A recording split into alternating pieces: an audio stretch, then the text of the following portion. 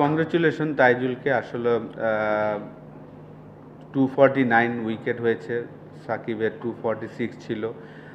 Third bowler হিসেবে আমাদের মিরাজ আছে 209টা উইকেট নিয়ে। তো এখন কম্পিটিশন হয়তো বা তাইজুল এবং মিরাজের সাথে হবে আর কি। তারা আমাদের এই লাস্ট 8-9 বছরের যদি আমরা দেখি টেস্ট ক্রিকেট হিস্ট্রিতে দুইজনই ডোমিনেট করছে, দুইজনই বাংলাদেশের বোলার।